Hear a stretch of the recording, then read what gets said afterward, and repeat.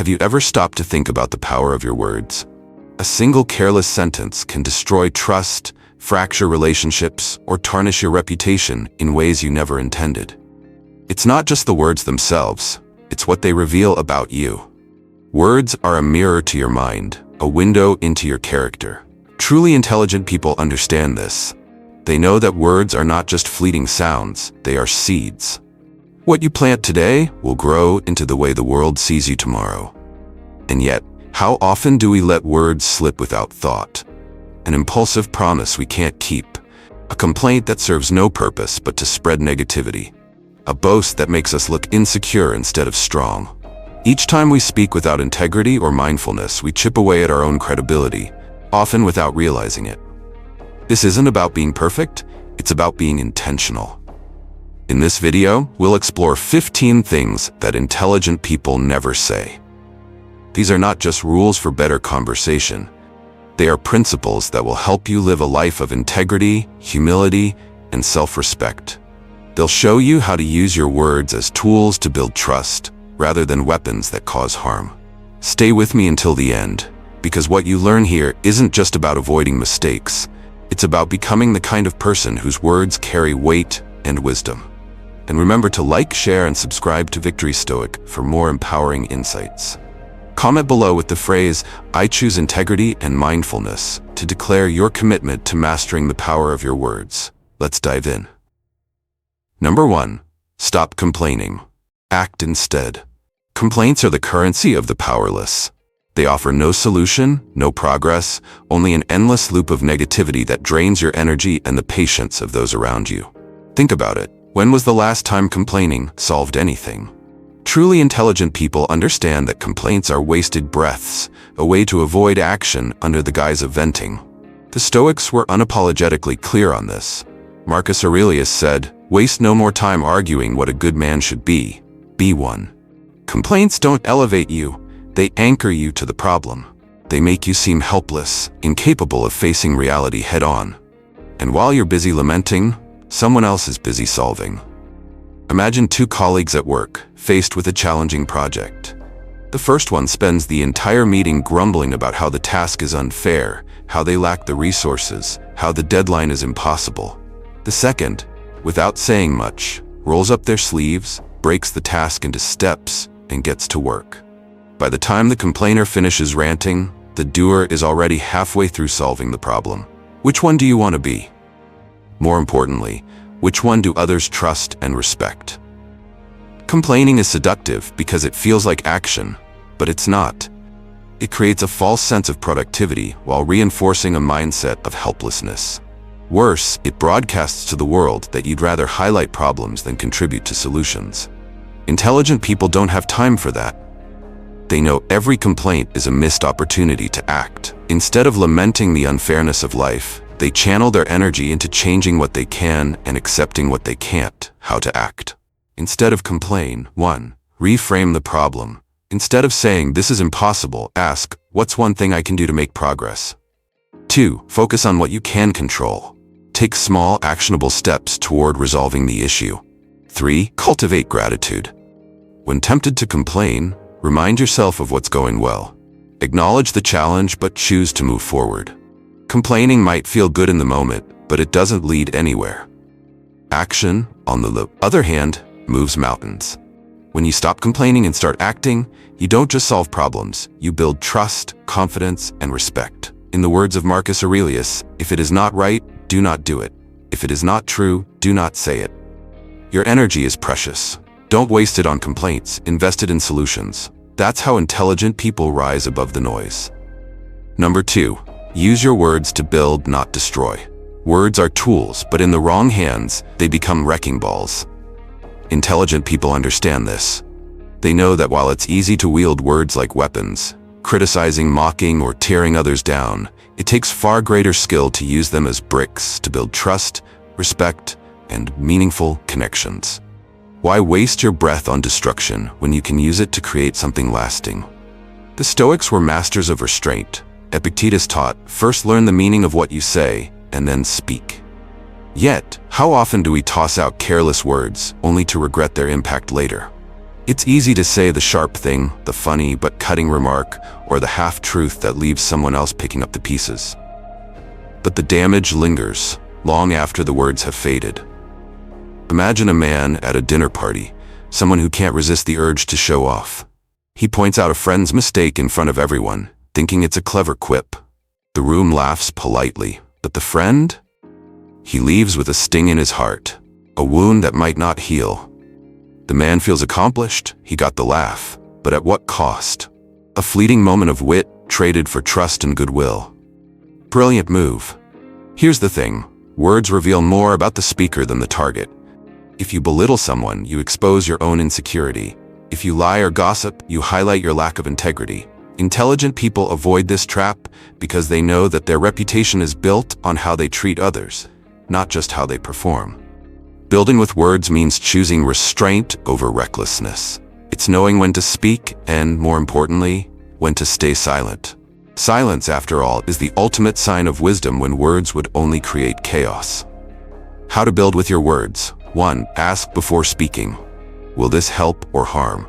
Does it solve a problem or does it create one? 2. Practice empathy. Choose words that uplift rather than tear down. A genuine compliment or a kind acknowledgement goes further than a biting remark. 3. Embrace silence.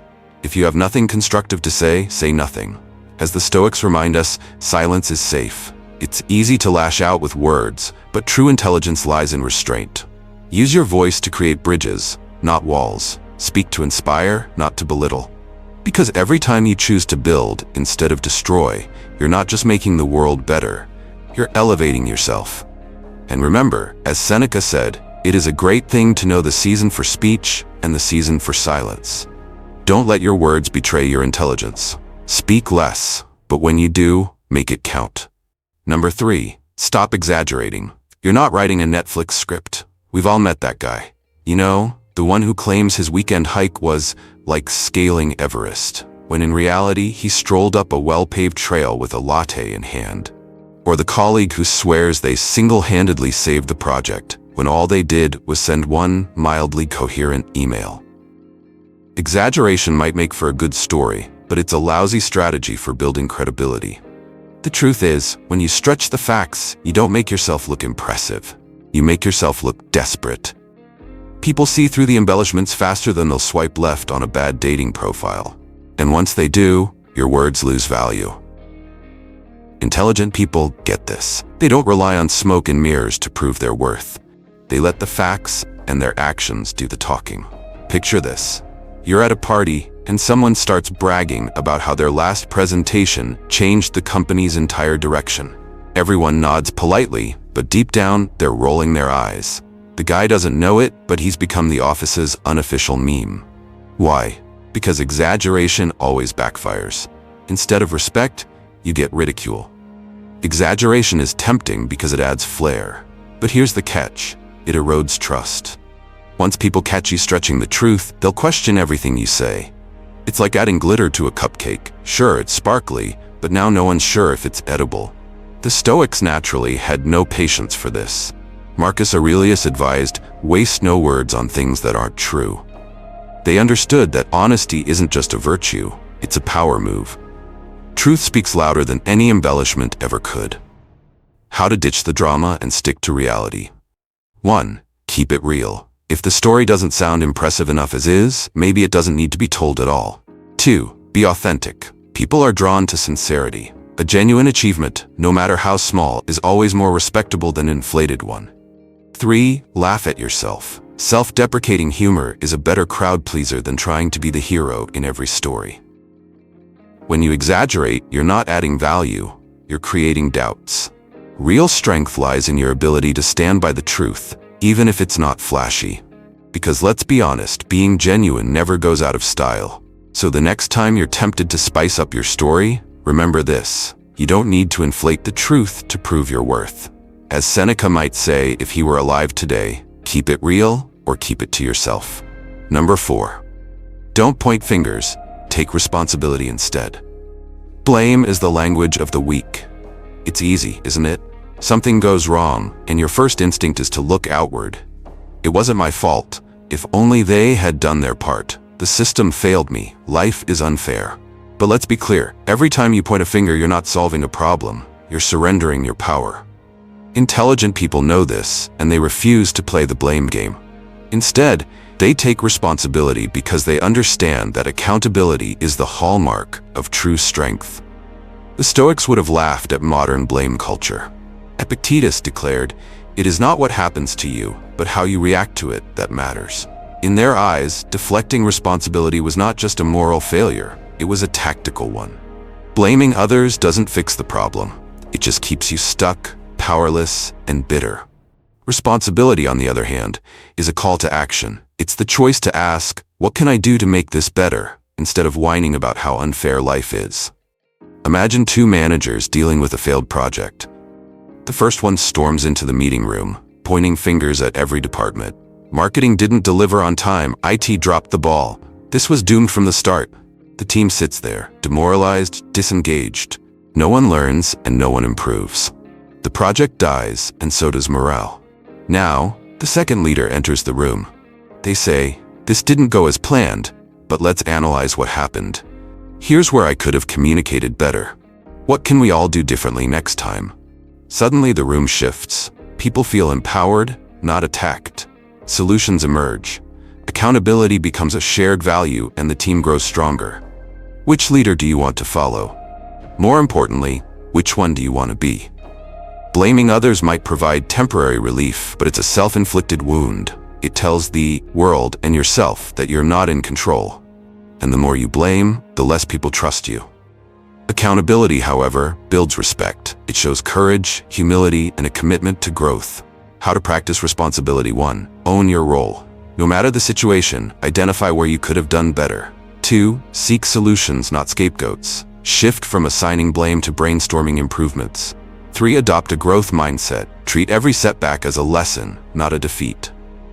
Blame might feel like a shield, but it's really a cage. It locks you in a cycle of stagnation, resentment, and weakness. Responsibility, however, sets you free. It empowers you to act, to grow, to rise above the circumstances. As Marcus Aurelius said, you have power over your mind, not outside events. Realize this, and you will find strength. Stop pointing fingers. Start taking ownership. That's how intelligent people not only solve problems, they earn respect and embody true integrity. Number 5. Don't interrupt. Respect begins with listening. Interrupting someone mid-sentence might seem like a minor offense, but it's a subtle act of dominance that can erode trust and connection. When you cut someone off, you're not just halting their words, you're sending a loud, unspoken message. What I have to say matters more than what you're saying. For intelligent individuals, interrupting is not just rude. It's a failure of respect, patience, and self-control. The Stoics understood the power of listening. Epictetus famously said, "We have 2 ears and 1 mouth, so that we can listen twice as much as we speak." Interrupting is often driven by impatience or the false belief that we already know what someone is going to say. But in reality, cutting someone off deprives us of valuable insights, damages the flow of conversation, and leaves the other person feeling dismissed or unimportant. Imagine a conversation as a flowing river. When someone speaks, they are pouring their thoughts and emotions into that current. Interrupting is like throwing a dam into the water. It stops the flow, leaving frustration and disconnection in its wake. On the other hand, allowing the river to run its course creates a space for understanding and connection, where meaningful dialogue can flourish. Picture this. You're in a team meeting, and your colleague is explaining a problem. You interrupt halfway through, thinking you already know the solution.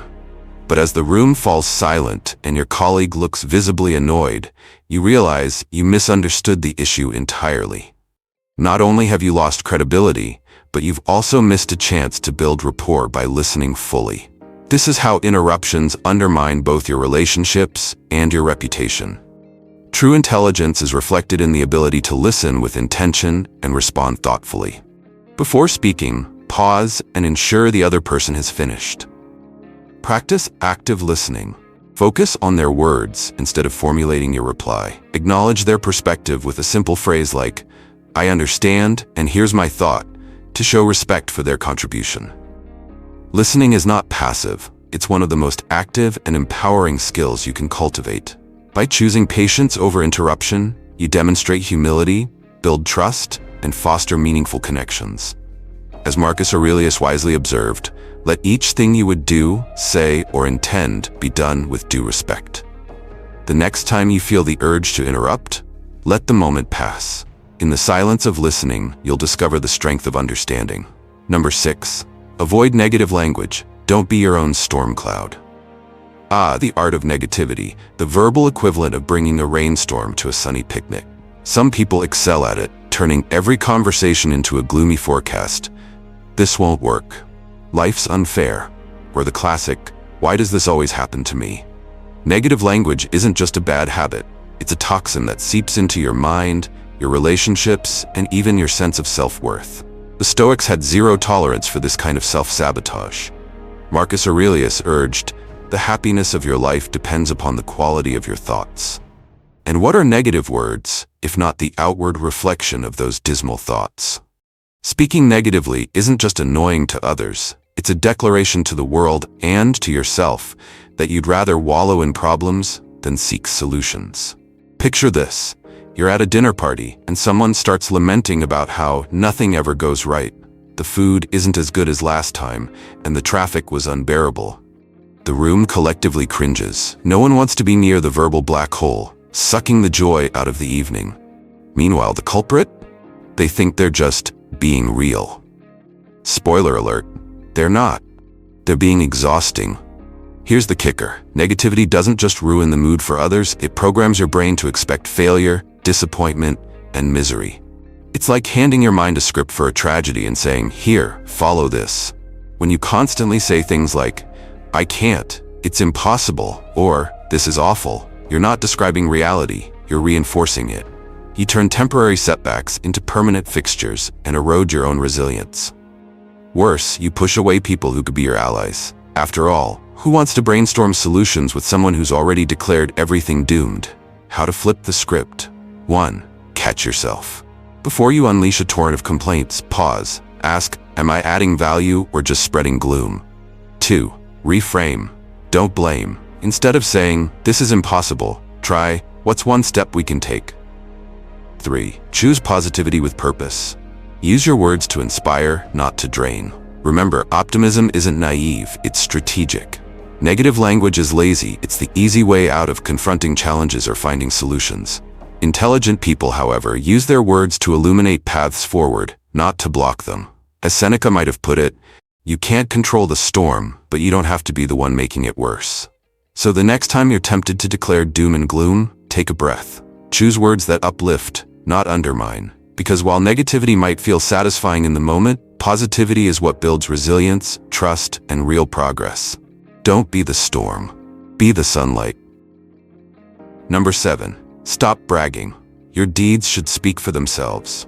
Wow, the braggart, the self-proclaimed hero of every story, the first to remind you of their gym stats, their job title, or how they saved the day during that team project by sending one email. Bragging isn't just cringeworthy. It's a neon sign that screams, I need validation.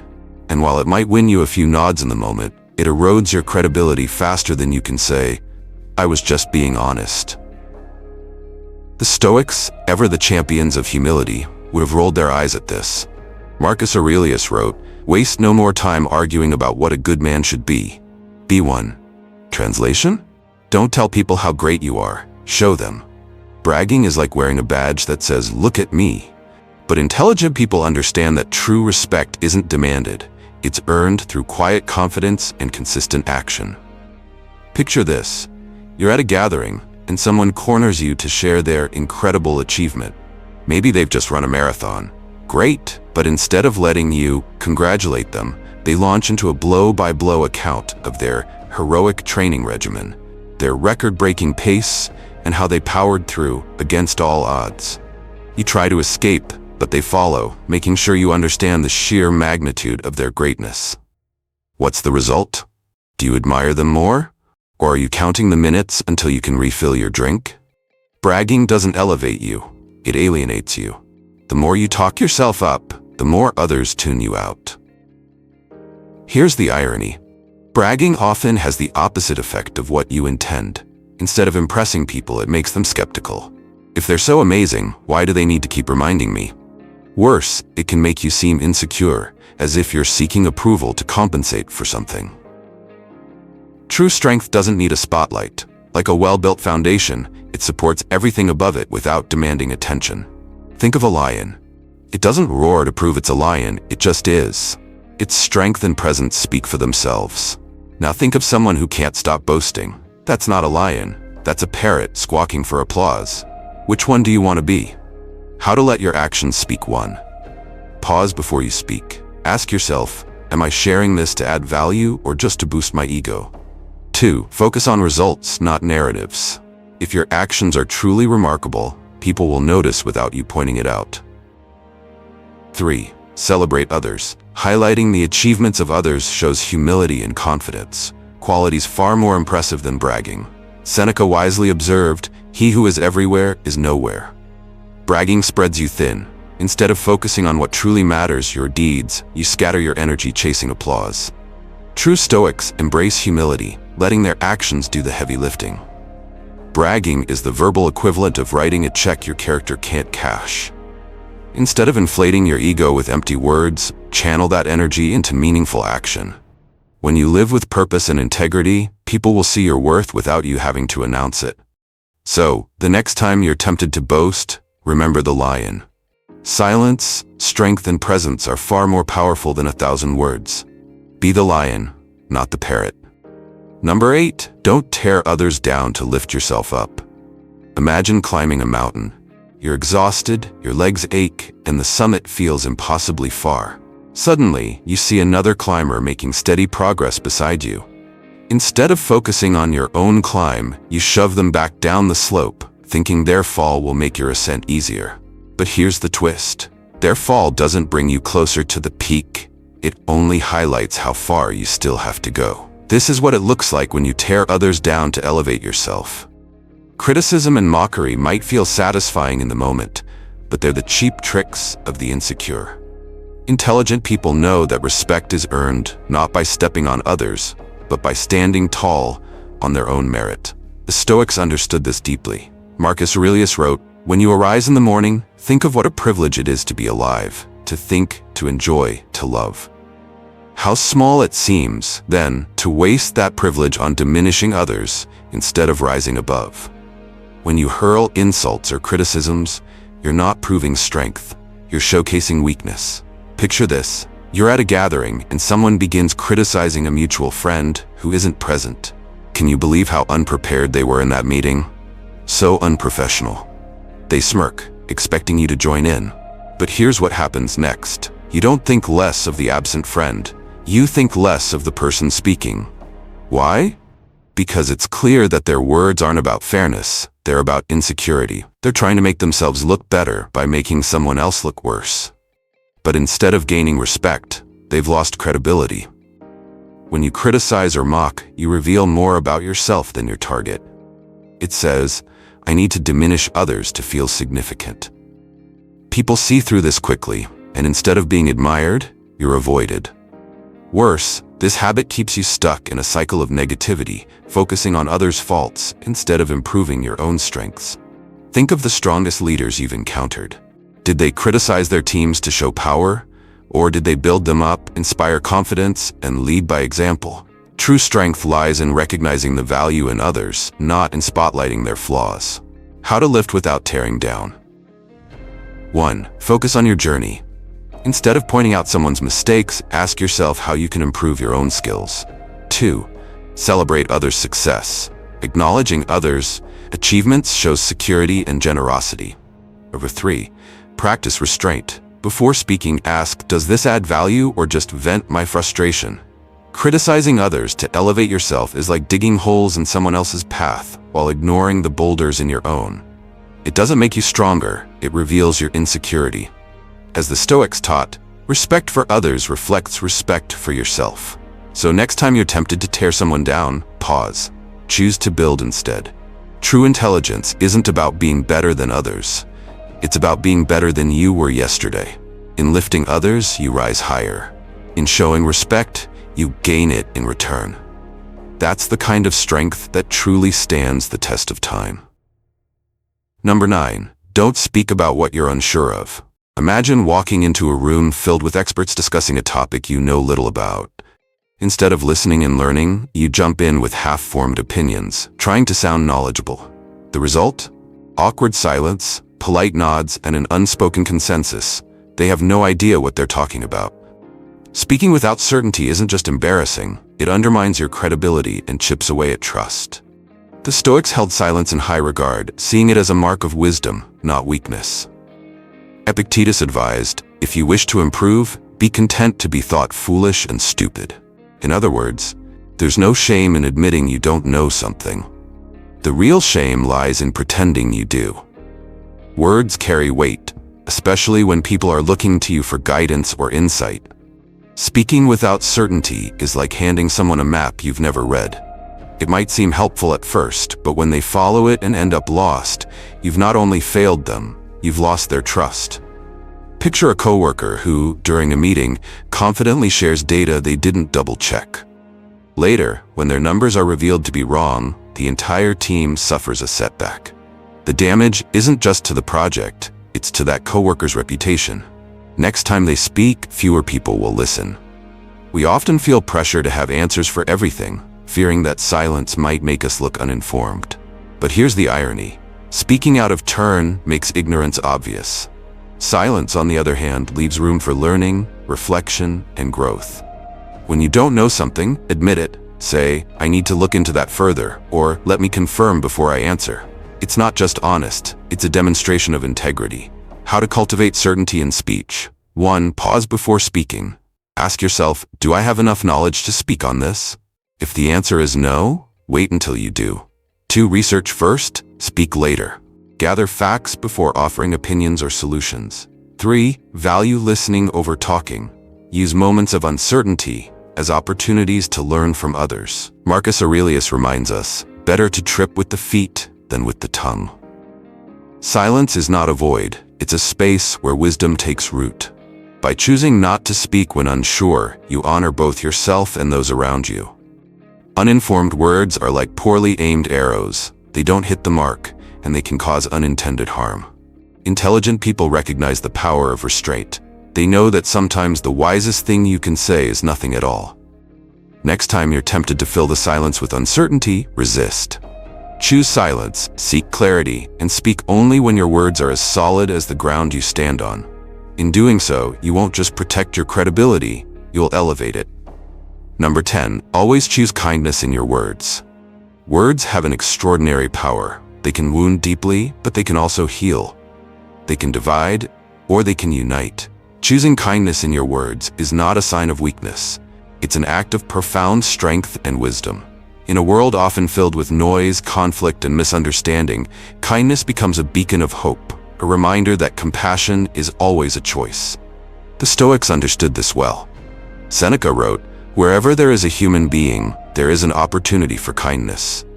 Words are free, yet their impact is priceless. A single kind phrase can turn a tense moment into a bridge of understanding, a gesture of peace that lingers far beyond the moment it was spoken. Imagine a disagreement at work. Tensions are high and everyone is on edge. Someone snaps at you, expecting retaliation. But instead of biting back, you respond calmly. "I understand this is frustrating. Let's figure it out together." The air shifts, their defenses lower. The problem isn't solved yet, but a path forward has opened. Your words didn't just resolve a moment, they set a tone. Kindness, like a pebble dropped into still water, creates ripples that extend far beyond the initial impact. Kindness doesn't mean avoiding hard truths or becoming a pushover. It means delivering your message with empathy and respect. Even in disagreements, you can be firm without being cruel. Intelligent people understand this balance. They know that a kind word spoken with integrity carries far more weight than a harsh one hurled in frustration. Choosing kindness also benefits you. It fosters trust, strengthens relationships, and creates a positive environment around you. And most importantly, it reflects your own inner peace and self-respect. How to speak with kindness. 1.